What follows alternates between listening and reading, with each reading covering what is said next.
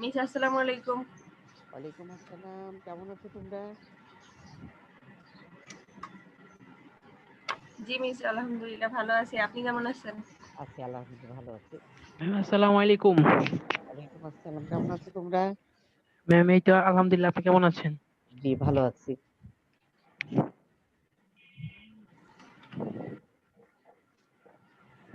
আসসালামু আলাইকুম। ওয়ালাইকুম আসসালাম।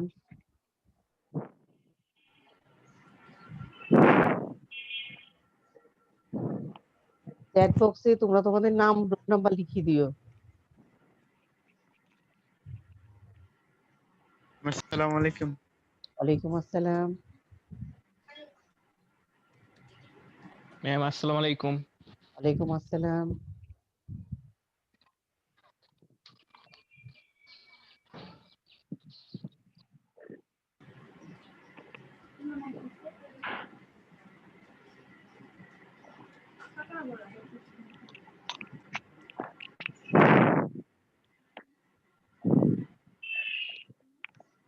ম্যাম একটা প্রশ্ন ছিল। বলো। একটু এক মিনিট, আমি ম্যাম একটু স্লাইডটা ওপেন করে নিই, একটু এক মিনিট ম্যাম। হ্যাঁ শোনো, আগে চ্যাট বক্সে তোমরা তোমাদের রোল নাম লিখে দাও।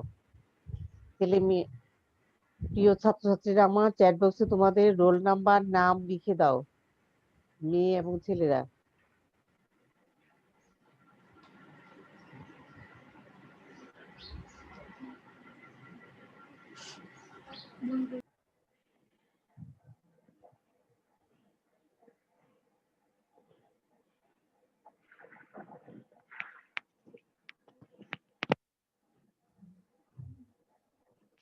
লেকচার 3। ম্যাম আমি শুরু করি, তারপরে শিহাব তোমার সাথে কথা বলছি। হ্যাঁ, আচ্ছা ওকে। লেকচার 3, প্রথম অধ্যায়, প্রাক ইসলামী আরব, প্রি ইসলামিক অ্যারাবিয়া। কৃষিপত্র সভ্যতা কাকে বলে এ সম্পর্কে ব্যাখ্যা করো। প্রাচীনতম সভ্যতার নিদর্শন কোথায় কোথায় পাওয়া যায়। পেপিরাস কি, পেপিরাস সম্পর্কে ব্যাখ্যা করো। জাজিরাতুল আরব, আরব উপদ্বীপ সম্পর্কে ব্যাখ্যা করো। উটকে মরুভূমির জাহাজ, the ship of the desert বলা হয় কেন, ব্যাখ্যা করো। আরব দেশের নামকরণ হয়েছে কিভাবে, ব্যাখ্যা করো। আরবের আয়তন ও লোক সংখ্যা সম্পর্কে ব্যাখ্যা করো। ভূপ্রকৃতির বৈশিষ্ট্য অনুসারে আরবকে কয় ভাগে ভাগ করা যায় তা ব্যাখ্যা করো। আরবের আবহাওয়া এবং জলবায়ু সম্পর্কে ব্যাখ্যা করো। বহু নির্বাচনী প্রশ্ন, সৃজনশীল প্রশ্ন।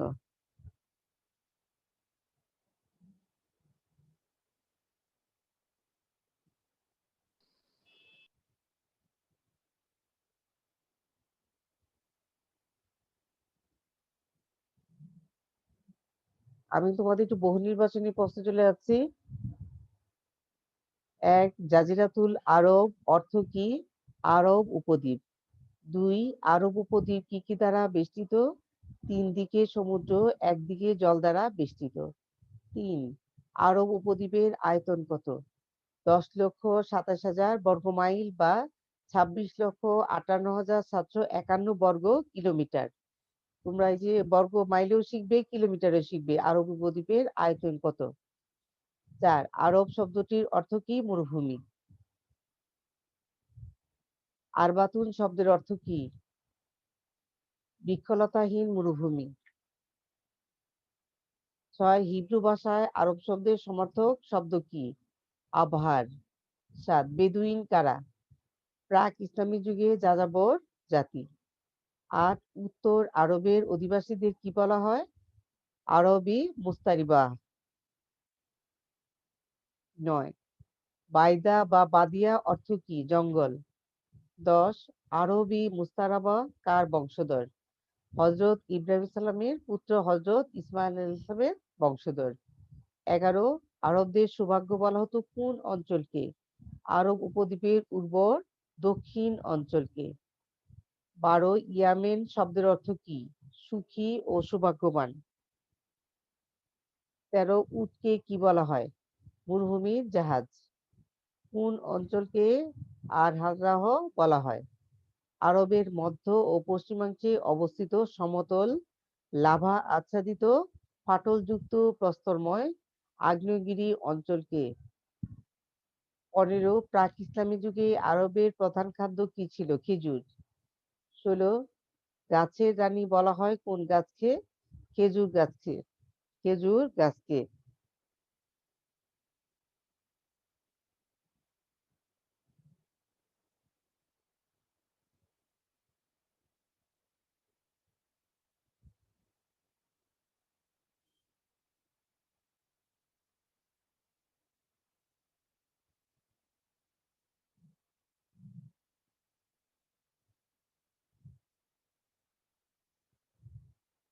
সভ্যতা কাকে বলে এই সম্পর্কে ব্যাখ্যা করো।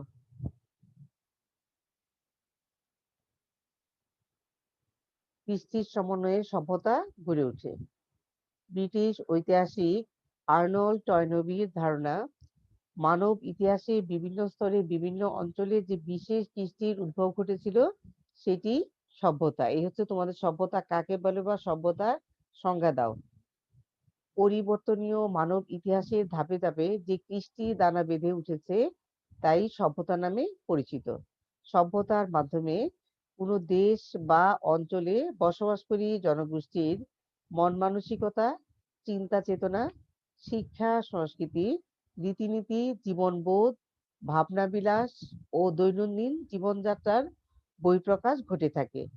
মানব সৃষ্টির সূচনা পর্ব থেকেই মানব সভ্যতার বিকাশ হয়। এখন এই যে সভ্যতা, ম্যাম বলো ম্যাম শিহাব। ম্যাম হচ্ছে কৃষ্টি ম্যাম বলছি ম্যাম। কৃষ্টি হচ্ছে তোমার সংস্কৃতি, অনেক কিছুর সমন্বয়ে কৃষ্টির সভ্যতা গড়ে ওঠে। যেন আমরা বললাম এখানে মানুষের কি যে জনগোষ্ঠীর বসবাস, মন মানসিকতা, চিন্তা চেতনা, শিক্ষা, সংস্কৃতি, রীতিনীতি, জীবনবোধ, ভাবনা বিলাস, দৈনন্দিন জীবনযাত্রা সবকিছু মিলেই কি কৃষ্টি, কালচার। জি ম্যাম বুঝতে কালচার পারছি। শুধু কালচার শুধু নাচ গানই না, কালচার বহু অনেক কিছুর মিলিত সমষ্টি হচ্ছে কি সংস্কৃতি বা কৃষ্টি। এরপর কিছু জানার আছে শিহাব? না ম্যাম। ম্যাম আসসালামু ম্যাম আলাইকুম। কথা বাজতেছে, কিছু শুনতে পাচ্ছি ঠিকভাবে। আমার শোনা যাচ্ছে না? ছেলেরা শোনা যাচ্ছে?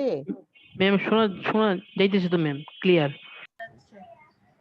প্রাচীনতম ম্যাম এটা শব্দ, কত অধ্যায় যদি বলতে এটা লেখা আছে তো, ভালো হতো। প্রথম অধ্যায়। আমার তোমরা একটু তো মিউট করে রাখো। বই নাই, এই জন্য একটু যদি এই যে বলতে। এই যে দেখো লেকচার 3 প্রথম অধ্যায়, লেকচার 3 প্রথম অধ্যায় প্রাক ইসলামী আরব, প্রথম অধ্যায় লেখাই আছে লেকচার 3 এর নিচে দেখো, প্রথম অধ্যায় প্রাক ইসলামী আরব, প্রি ইসলামিক আরাবিয়া। ঠিক আছে, দেখতে পাচ্ছ? কি নাম তোমার দেখো, নাম বলো। আর এই কি আপনি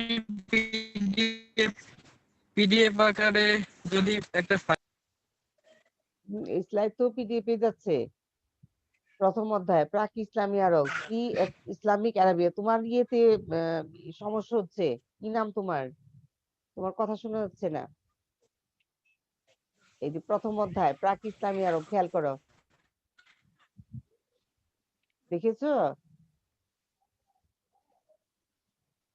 লেকচার 3 এর নিচে স্লাইড তৈরি করা আছে, দেখো প্রথম অধ্যায় প্রাক ইসলামী আরব, প্রি ইসলামিক আরাবিয়া। খেয়াল করেছো তুমি? কি নাম তোমার? দেখো এখানে, এই যে সূচিপত্র দেখো। হ্যাঁ, কি কি পড়াচ্ছি প্রথম অধ্যায় থেকে দেখো। প্রথম অধ্যায় থেকে কি কি কোশ্চেন আসছে এই কোশ্চেন গুলো দেখো, খেয়াল করো তোমরা। আমি কি আবার বলবো তোমাদের? No ma'am. আমি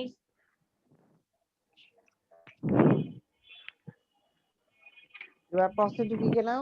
কোশ্চেনে, প্রাচীনতম সভ্যতার নিদর্শন কোথায় কোথায় পাওয়া যায়? বিশ্বের প্রাচীনতম নিদর্শন পাওয়া যায় নীলনদ, ইউফ্রেটিস নদী, ফোরাত নদী, টাইগ্রিস নদী, দজনা নদী, নীলনদ, সিন্ধু নদের অববাহিকায়। এক কথায় নিকট প্রাচ্য অর্থাৎ উত্তরে কাস্পিয়ান ও কৃষ্ণ সাগরের মধ্যবর্তী অঞ্চল, দক্ষিণে লোহিত সাগর, পারস্য উপসাগর ও আরব সাগর, পূর্বে সিন্ধু নদ এবং পশ্চিমে ভূমধ্যসাগর ও নীলনদ বেষ্টিত অঞ্চলে বিশ্বের প্রাচীনতম সভ্যতাগুলোর নিদর্শন পাওয়া যায় এবং সভ্যতার উন্মেষ ও ক্রমবিকাশ ঘটে। এখানে আমরা ইউফ্রেটিস নদী কি, ইউফ্রেটিস নদীর বাংলা নাম হচ্ছে কি ফোরাত নদী। কি নদী? ফোরাত নদী। আর টাইগ্রিস নদীর বাংলা নাম হচ্ছে কি দজলা নদী। তাহলে ইউফ্রেটিস নদীর বাংলা অর্থ কি? ফোরাত নদী। ফোরাত নদী, হ্যাঁ, টাইগ্রিস নদীর বাংলা অর্থ কি? দজলা দজলা নদী। নদী। আর আমরা জানি যে এই ফোরাত নদীর তীরে ইসলামের একটা বিখ্যাত হৃদয় বিদারক ঘটনা ঘটেছিল। সেই ঘটনাই হচ্ছে কি যে মহরমের ঘটনা। কারবালার নির্মম হত্যাকাণ্ড সংঘটিত হয়েছিল কোন নদীর তীরে? ইউফ্রেটিস নদী বা ফোরাত নদীর তীরে। আর আমরা দেখলাম যে কি সভ্যতা গড়ে উঠেছে বা নিদর্শনগুলো কোথায় পাওয়া যাচ্ছে? সব হচ্ছে কি নদী ভিত্তিক, যেখানে পানি সেখানেই সভ্যতা গড়ে উঠেছে। কারণ মানুষের বসবাসের উপযোগী চলাচল, পানি পান করার জন্য, চাষবাসের জন্য ইত্যাদি সুবিধা থাকায় সেই জন্য সভ্যতাগুলো কোথায় গড়ে উঠেছে? নদীর পাড়ে, নদী ভিত্তিক সভ্যতা গড়ে উঠেছে। পেপিরাস কি? পেপিরাস সম্পর্কে ব্যাখ্যা করো। লিখন পদ্ধতির বিকাশের ক্ষেত্রে মিশরীয়দের সবচেয়ে বড় অবদান হচ্ছে কাগজের আবিষ্কার। মিশরীয়রা নলখাগড়া জাতীয় কাগজের মণ্ড থেকে কাগজ বানাতে শিখে। সেই কাগজের উপরে তারা লিখত। গ্রিকরা এই কাগজের নাম দেয় পেপিরাস। পেপিরাসের এক একটি রোল লম্বায় হতো 10 থেকে 20 ফুটের মতো। পেপিরাস থেকেই কাগজের ইংরেজি প্রতিশব্দ পেপার এসেছে। তাহলে আমরা বললাম যে মিশরীয়দের কতগুলো বিখ্যাত সৃষ্টি ছিল, তার মধ্যে অন্যতম আবিষ্কার হচ্ছে কি তাদের কাগজ। আর এই কাগজটার নামই ছিল কি পেপিরাস। কি ছিল? পেপিরাস। এখন তারা এই পেপিরাস কি দিয়ে তৈরি করতো? যে পানির নিচে যে নলখাগড়া জাতীয় গাছ থাকতো, এই গাছের মণ্ড থেকে কাগজ বানানো হতো।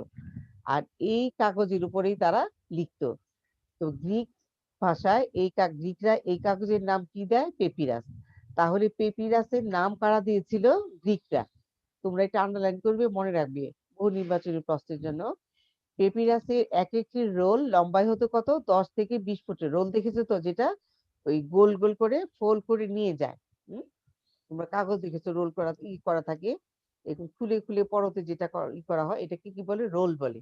এটা কি হতো? 10 থেকে 20 ফুটের মতো হতো। আর পেপিরাস থেকে কাগজের ইংরেজি প্রতিশব্দ কি হয়েছে? পেপার। ম্যাম, বলো। ম্যাম হচ্ছে তাহলে কি ম্যাম এই যে পেপিরাস ওয়ার্ডটা কি ম্যাম গ্রিক শব্দ? পেপিরাস শব্দটা হ্যাঁ, কি গ্রিক শব্দ পেপিরাস হবে? এটা হলো গ্রিক শব্দ না, গ্রিকরা এর নাম দিয়েছে। কি নাম দিয়েছে? Papyrus, papyrus. আর এটা মিশরীয় শব্দ, কিন্তু এর নাম দিয়েছে কি গ্রিকরা। গ্রিকরা। জি এটা হলো পেপিরাস তোমাদের থাকলো মিশরীয় সভ্যতা থেকে, খেয়াল রাখবে। মিশরীয় সভ্যতাদের একটি বড় আবিষ্কার কি? পিরামিড, হায়ারোগ্লিফিক, মমি, তারপর হচ্ছে কি পেপিরাস। কি কি বললাম? মিশরীয়দের পিরামিড, বিস্ময়কর পিরামিড, তারপরে হচ্ছে তোমার হাইরোগ্লিফিক, হায়ারোগ্লিফিক, মমি, মমি আছে আর আছে পেপিরাস। পেপিরাস। জি জাজিরাতুল আরব, আরব উপদ্বীপ সম্পর্কে ব্যাখ্যা করো। আরব একটি ত্রিভুজ আকৃতির উপদ্বীপ। জাজিরা আরবি শব্দ, এর শাব্দিক অর্থ দ্বীপ বা উপদ্বীপ। আরব একটি ভূখণ্ডের নাম। এশিয়া মহাদেশের দক্ষিণ পশ্চিম অঞ্চলে অবস্থিত আরব ভূখণ্ড পৃথিবীর সর্ববৃহৎ উপদ্বীপ। এর উত্তরে সিরিয়া মরুভূমি, পূর্ব দিকে পারস্য উপসাগর ও ওমান উপসাগর, দক্ষিণে ভারত মহাসাগর এবং পশ্চিমে লোহিত সাগর। আরব উপদ্বীপের 3 দিকে জল, একদিকে স্থল থাকায় একে জাজিরাতুল আরব বা আরব উপদ্বীপ বলা হয়। এরূপ ত্রিভুজ আকৃতির ভৌগোলিক অবস্থানের জন্যই আরব দেশকে জাজিরাতুল আরব বলা হয় বা আরব উপদ্বীপ বলা হয়। এখন তোমাদের কোশ্চেন থাকতে পারে যে ম্যাম, যে জাজিরাতুল আরবটা আসলে কি? জাজিরাতুল আরব হচ্ছে একটা কি ত্রিভুজ। আমরা ত্রিভুজটা কি দেখি? আমরা যদি বাংলা ইয়েতে যাই, বর্ণমালা যাই, অ্যালফাবেট, সেটা হচ্ছে কার আকৃতি? ত্রিভুজের মতো। বয়ের আকৃতি। কার আকৃতি? বয়ের আকৃতি হচ্ছে কি ত্রিভুজের মতো। তাহলে ত্রিভুজের শেপ বা আকৃতি কিরকম? বয়ের আকৃতির মতো। তাহলে এই যে ত্রিভুজ, এটা কি জ্যামিতির ভাষায়? জ্যামিতির ভাষায় হচ্ছে কি ত্রিভুজ। আমরা জ্যামিতিতে দেখি, জ্যামিতিতে কোথায় ব্যবহার দেখি? ত্রিভুজের ব্যবহার দেখি। তাহলে জ্যামিতিতে যে আকৃতির শেপটা সেটাই হচ্ছে কি ত্রিভুজ। আর এই ত্রিভুজ আকৃতির উপদ্বীপটাই হচ্ছে কি আরব। তাহলে এই যে আরব কি? আরব একটি আরবি শব্দ। কি শব্দ? আরবি শব্দ। এর শাব্দিক অর্থ কি? দ্বীপ বা উপদ্বীপ। আর এই জন্যই আরব ভূখণ্ডের নাম দেওয়া হয়েছে কি জাজিরাতুল আরব। আর এই দেখো আরবের আয়তন বা সীমানা, যে উত্তরে সিরিয়া মরুভূমি, পূর্ব দিকে পারস্য উপসাগর, ওমান উপসাগর, দক্ষিণে ভারত মহাসাগর এবং পশ্চিমে লোহিত সাগর। অর্থাৎ আরবের তিন দিকে কি? তিন দিকে জল বা পানি, আর একদিকে শুধু স্থল। এই জন্য আরবকে কি বলা হয়? আরব উপদ্বীপ বলা হয়। এখন তোমাদের ক্লিয়ার তো? জি ইয়েস মিস। Ma'am, clear. তোমরা এখানে আরব উপদ্বীপ কি, আর আরেকটা কথা হচ্ছে যে পৃথিবীর সর্ববৃহৎ উপদ্বীপ কি? আরব। আরব। আরব। তোমরা কিন্তু তোমাদের সাবজেক্টিভ বিষয় এবং সাধারণ জ্ঞানের বিষয় বলি, এগুলো তোমরা দাগাবে খুব ভালো করে শিখবে। ইয়েস ম্যাম, অবশ্যই।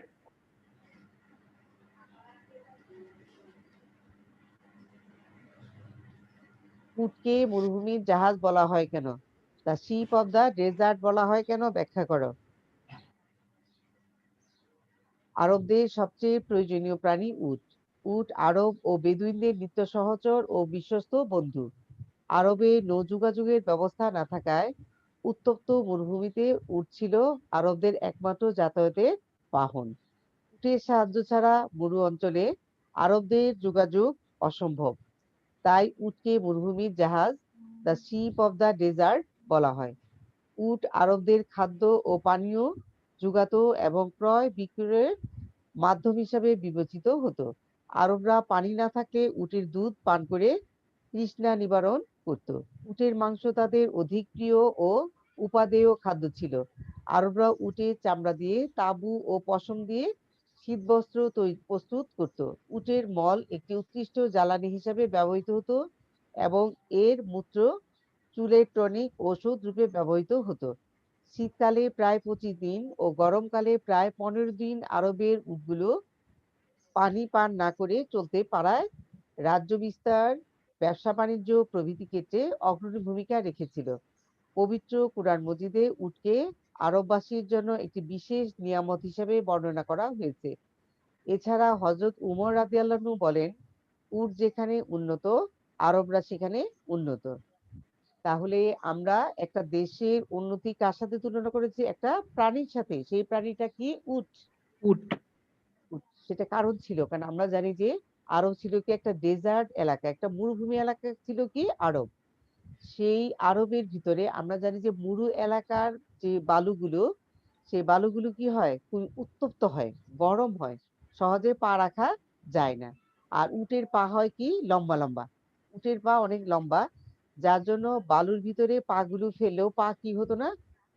পা ডুবে যেত না। আর এই বালু কণার মধ্যে হাঁটতে পারতো সহজে কি উট। এটা একটা।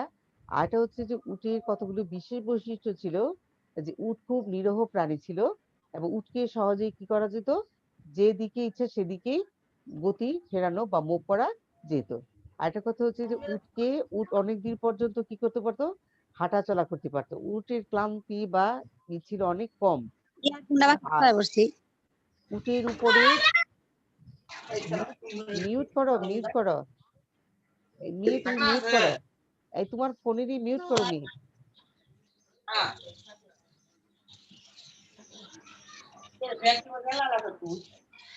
এই তোমার কি নাম? এই তোমার ফোন ইয়ে করো, মিউট করো।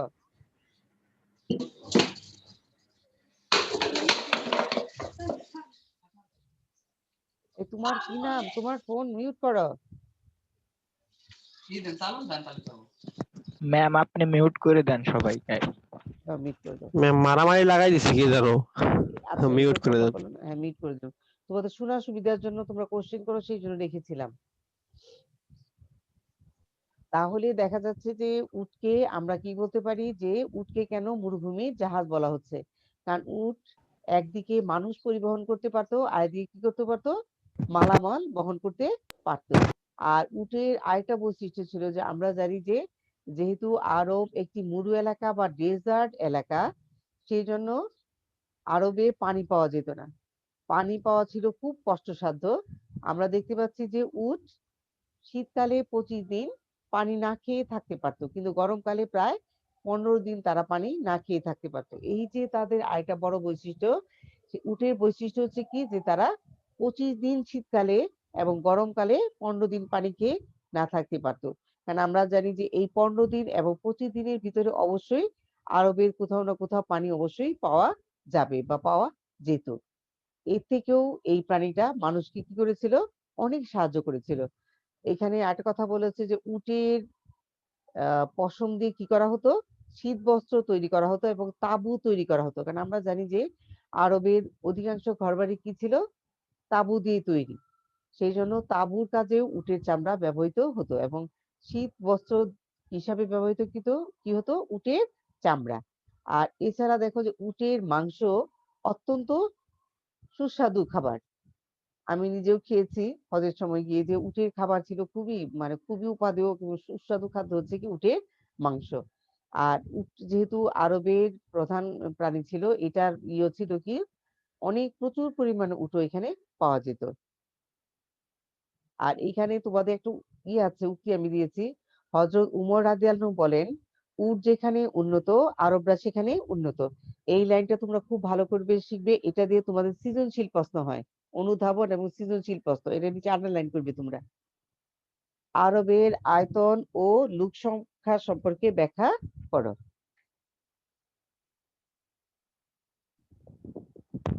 ম্যাম হলো ম্যাম ওই যে উট যেখানে উন্নত আরবরা সেখানে উন্নত, লাইনটা একটু বুঝাই দেন।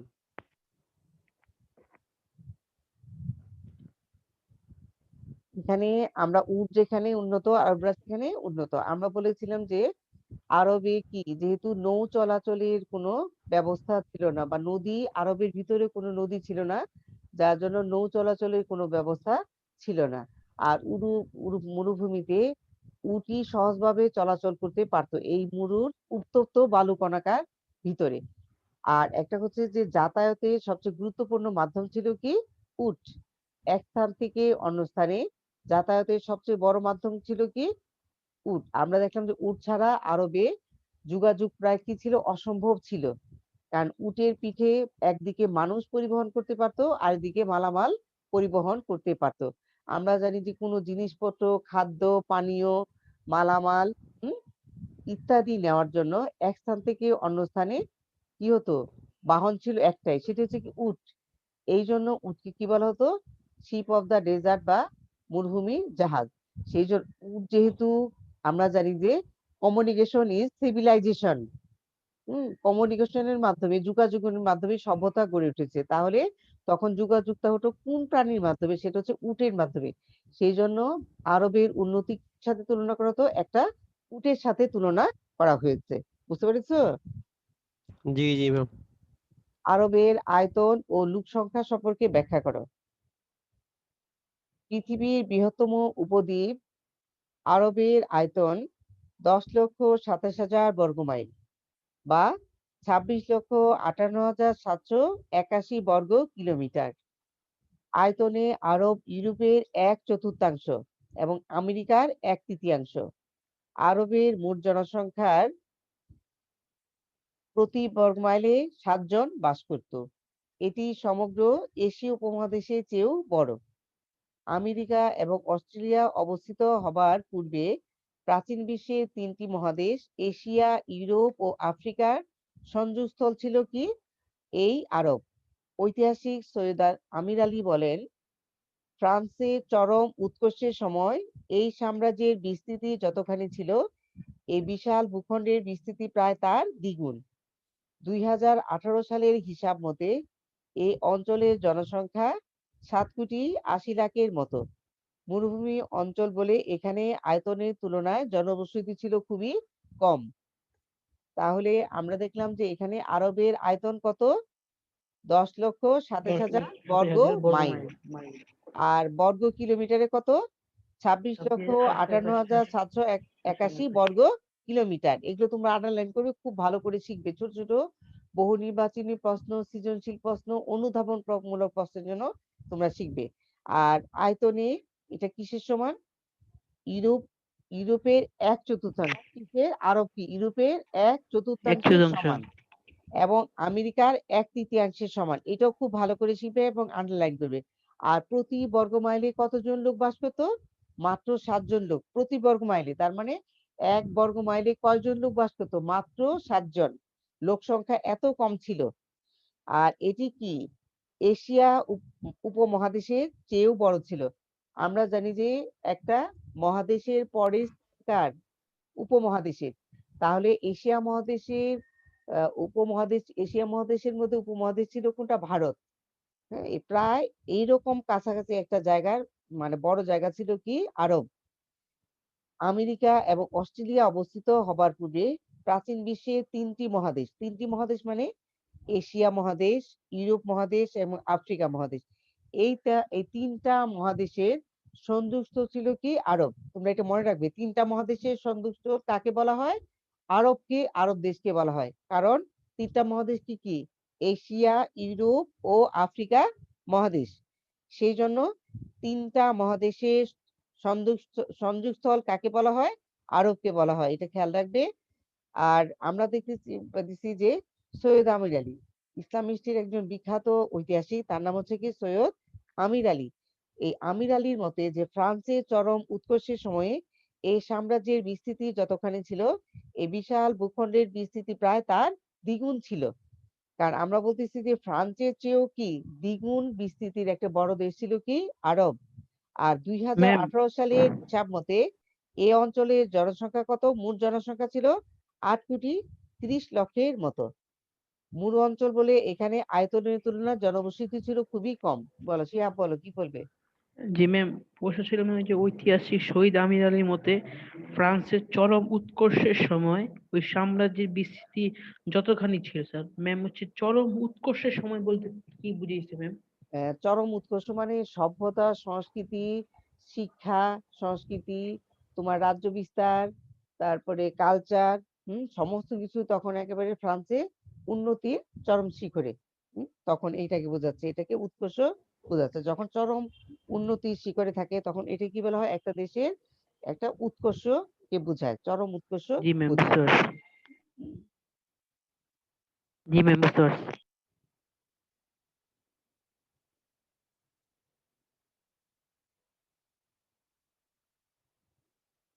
ভূপ্রকৃতির বৈশিষ্ট্য অনুসারে আরবকে কয় ভাগে ভাগ করা যায় তা ব্যাখ্যা করো।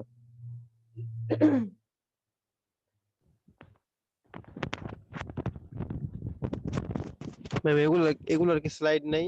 স্ক্রিনে দেখা যায় না তো, শুধু প্রশ্ন এগুলো আসে। আমি স্লাইড তোমাদের প্রশ্ন লিখে দিয়েছি, আমি মুখে বলছি। ও ভূপ্রকৃতির আচ্ছা। বৈশিষ্ট্য, ভূপ্রাকৃতিক বৈশিষ্ট্য অনুসারে আরব দ্বীপকে 3 ভাগে বিভক্ত করা যায়। 1 হচ্ছে মরু অঞ্চল, 2 হচ্ছে পাহাড়ি অঞ্চল, 3 হচ্ছে উর্বর অঞ্চল। 1 হচ্ছে মরু অঞ্চল। আরবের অধিকাংশ অঞ্চল অনুর্বরময়, মরুময় ও বসবাসের অনুপযোগী। ভূপ্রকৃতির তারতম্য অনুসারে এই অঞ্চল আবার 3 ভাগে বিভক্ত। 1 হলো ক আল নাফুদ, খ আল দাহনা, 3 হলো ঘ আল হাররাহ। তাহলে আমরা দেখতে পাচ্ছি যে ভূপ্রকৃতির বৈশিষ্ট্য অনুসারে আরব উপদ্বীপকে কয় ভাগে ভাগ করা যায়? 3 ভাগে ভাগ করা যায়। একটা হচ্ছে মরু অঞ্চল, পাহাড়ি অঞ্চল, আর একটা হচ্ছে উর্বর অঞ্চল। তাহলে কয়টা অঞ্চল হলো? মরু অঞ্চল, উর্বর অঞ্চল এবং পাহাড়ি অঞ্চল। আবার এই মরু অঞ্চলকে আবার 3 ভাগে ভাগ করা হয়েছে। মরু অঞ্চলকে কয় ভাগে ভাগ করা হয়েছে? 3 3 ভাগে। ভাগে। একটা হচ্ছে আল নুফুদ, আল দাহনা, আল দাহনা, আল আল হাররা। হাররাহ। তাহলে 3টা অঞ্চল, আল নুফুদ, আল দাহনা এবং আল হাররাহ। এই 3টা অঞ্চলকে মরু অঞ্চল হিসেবে ভাগ করা হয়েছে। এখন আমরা যাব যে আল নুফুদ অঞ্চল কাকে বলে। আরবের উত্তর অঞ্চলে অবস্থিত শ্বেত ও লোহিত বালুকায় পরিপূর্ণ এলাকা আল নুফুদ নামে পরিচিত। এই অঞ্চল প্রায়ই শুষ্ক থাকতো, তবে শীতকালে কখনো কখনো বৃষ্টিপাত হলে এই অঞ্চল তৃণগুল্ম দ্বারা আচ্ছাদিত থাকে, ফলে জীবনযাপনের উপযোগী হয়। মরুবাসী আরবগণ তথায় বসবাস করে। তাহলে আমরা দেখতে পেলাম যে এই অঞ্চলের বৈশিষ্ট্য কি ছিল, যে শ্বেত ও লোহিত বালুকণায় কি করতো, পূর্ণ থাকতো।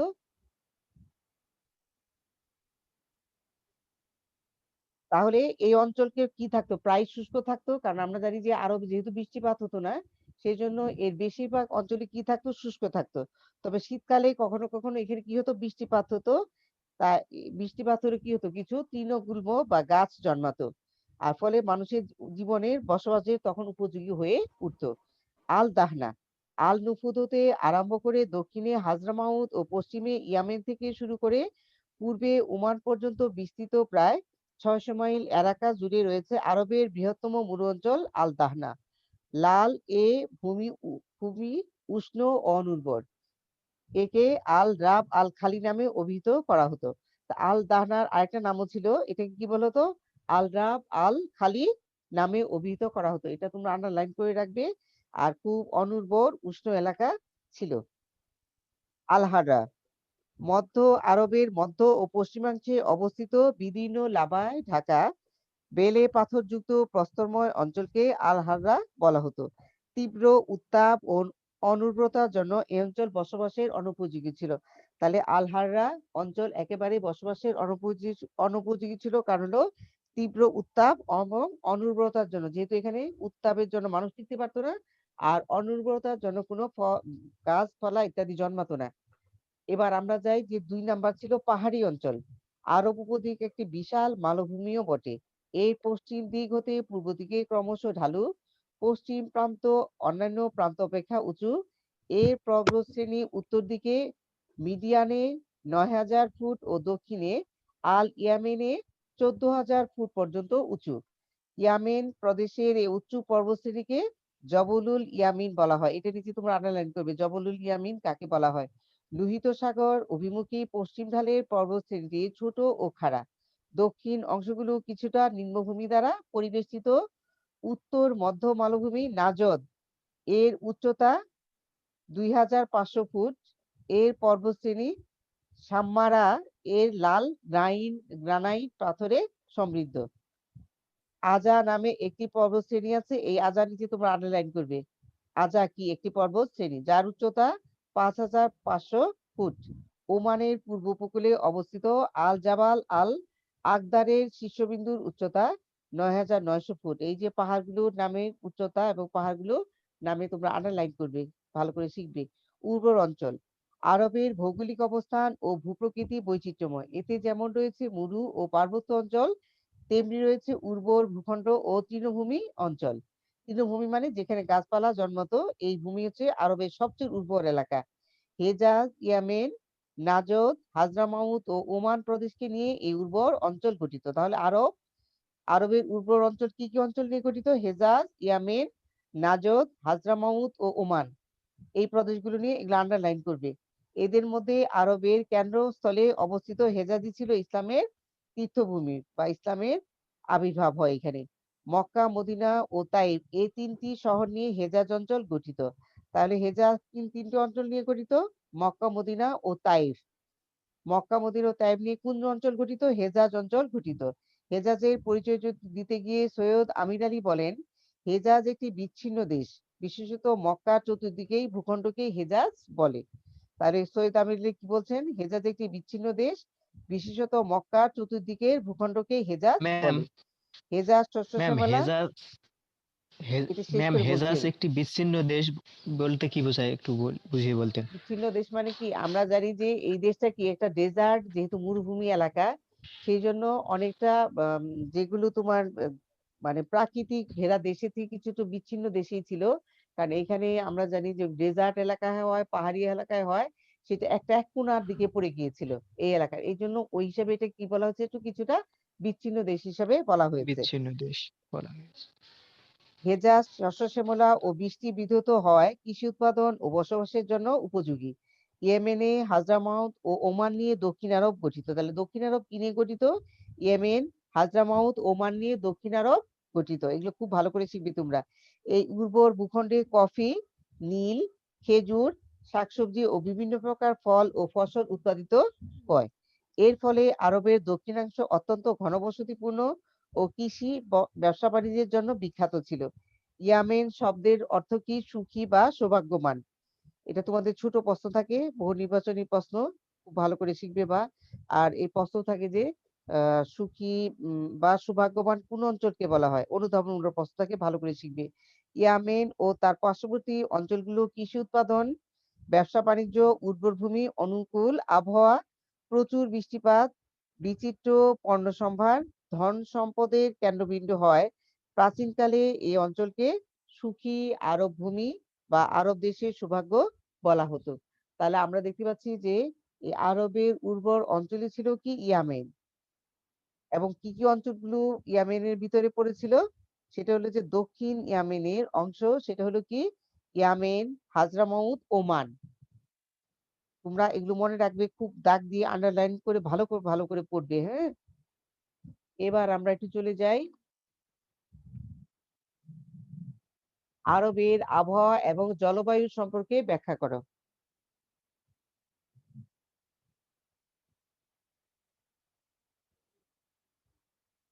তাহলে এই যে আরবের আবহাওয়া এবং জলবায়ু সম্পর্কে ব্যাখ্যা করো। মোটামুটি তোমরা একটা ধারণা পেয়ে গেছো আরবের আবহাওয়া এবং জলবায়ু সম্পর্কে।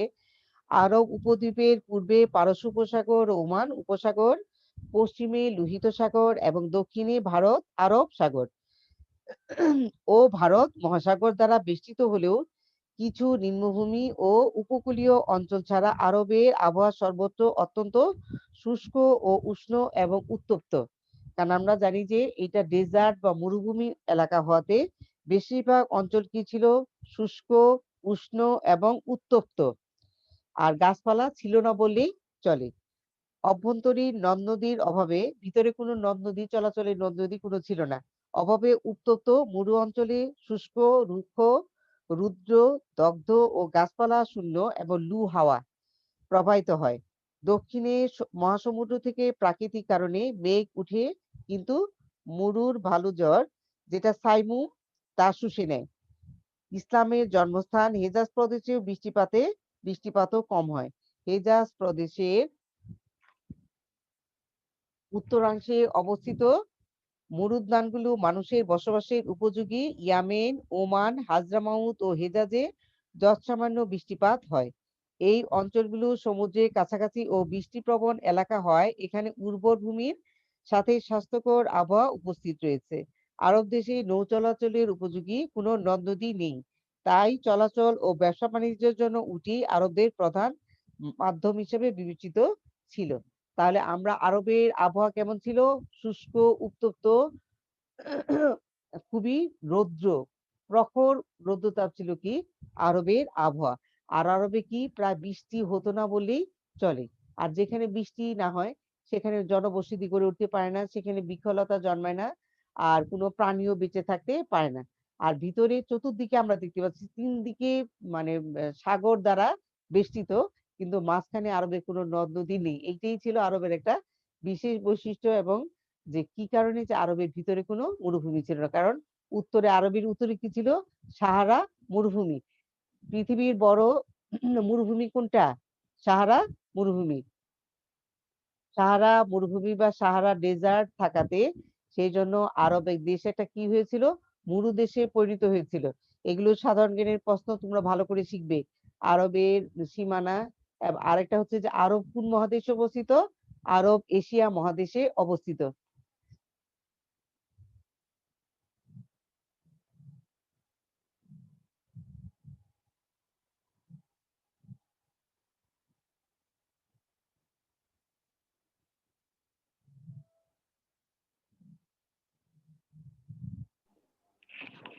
তোমাদের একটু সৃজনশীল প্রশ্ন চলে যাই। ম্যাম টাইম নেই ম্যাম, আর একটু পর অফ হয়ে যাবে ক্লাস। অফ হয়ে যাবে। তোমরা সৃজনশীল প্রশ্নটা বাড়ির হোমওয়ার্ক হিসেবে দিলাম। সৃজনশীলে তোমাদের উটকে মরুভূমির জাহাজ বলা হয় কেন আমি ব্যাখ্যা করেছি, আর উত্তরটা লিখে দিয়েছি। জাজিরা শব্দের অর্থ কি? জাজিরা শব্দের অর্থ হচ্ছে দ্বীপ বা উপদ্বীপ। আর তোমাদের ভৌগোলিক অবস্থার ব্যাখ্যাও দিয়েছি। ভৌগোলিক অবস্থা, আবহাওয়া, এগুলো দেখে তোমরা বাড়ির হোমওয়ার্ক সৃজনশীল প্রশ্ন ফেলে রাখবে না। আর বহু নির্বাচনী প্রশ্ন তোমরা ফেলে রাখবে না। বহু নির্বাচনী সৃজনশীল প্রশ্ন পড়বে, আর প্রত্যেকটা জায়গায় তোমাদের অনুধাবন, বহু নির্বাচনী প্রশ্ন